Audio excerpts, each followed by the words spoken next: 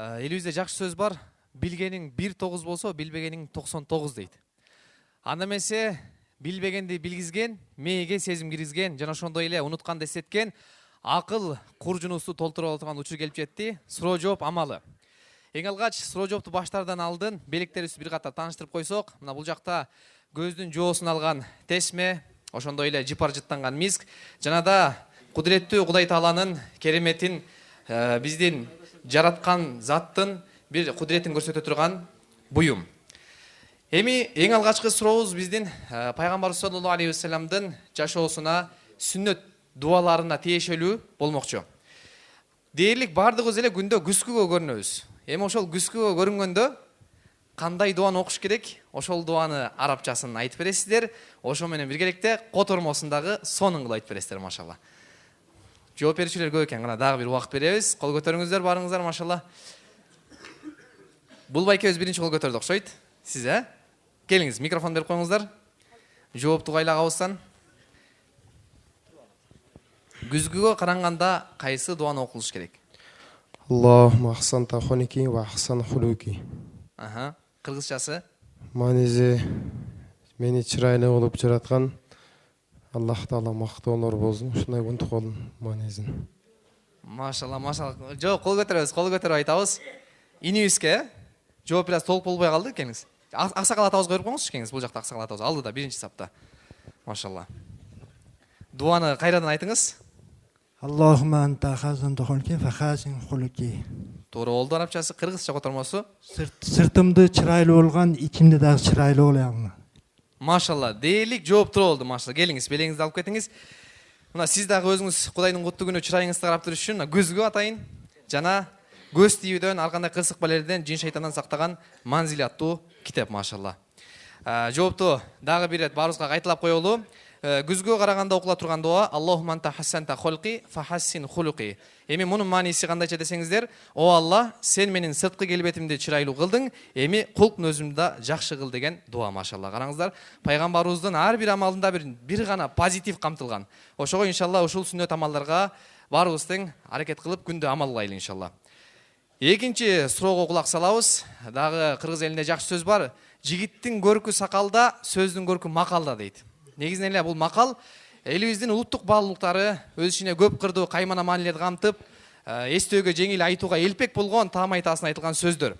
Эми азыр суроо мындайча, сиздерге биз бир хадисти айтабыз. Ошол хадисти жакшылап угасыздар дагы, кайра ага төп келген, дал келген макалды кыргызчасын айтып бересиздер, машалла. Болобу? Анда жакшылап угуңуздар. Пайгамбар саллаллаху алейхи вассалам өзүнүн куттуу хадисинде айтат, чындыгында амалдар ниетке жараша гана болот, жана адамга ниет кылган нерсеси гана берилет дейт. Ниет туурасындагы хадис.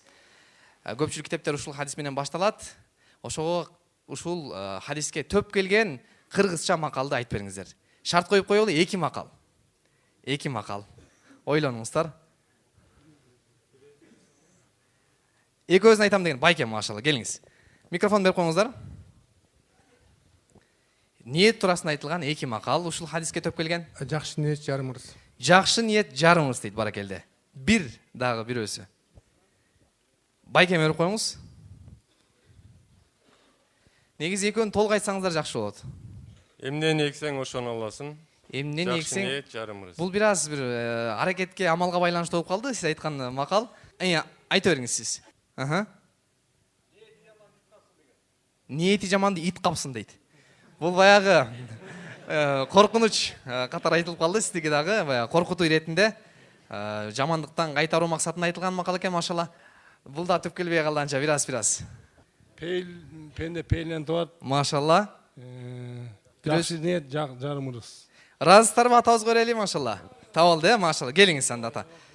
Белеңизди алып кетиңиз. 2 макал айтылды. Жакшы ниет жарым ырыс, пенде пейилинен табат дейт. Ошого иншалла жакшы ниеттерди кылалы ар бирибиз. Себеп дегенде хадиси кудисиде да келет. Аллах Таала айтат: "Мен пендемдин оюна жараша мамиле кылам" дейт. Ошого ар дайыма жакшы ниеттерди кылып жүрөлү.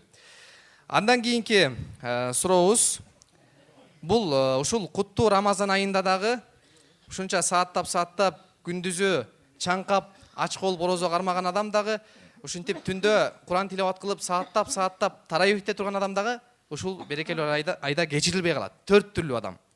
Ошол 4 түрлүү адам кайсы? куттуу Рамазан айында дагы кечирилбей калган 4 түрдүү инсан. Мына байкебиз бар экен, машалла. Келиңиз. Микрофон берип коюңуздар. Албетте бул эгерде баянды унутпай уккан болсоңуздар, жума баянда айтылган. Бисмиллахиррахманиррахим.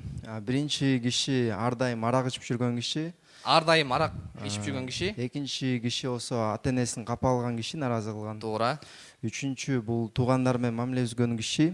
Туура. Төртүнчүсү болсо жүрөгүндө бирөөгө кек сактап жүргөн киши болот. Машалла, дүңгүр өтө машалла. Машалла, келиңиз. Жооптор болду. Алла разы болсун.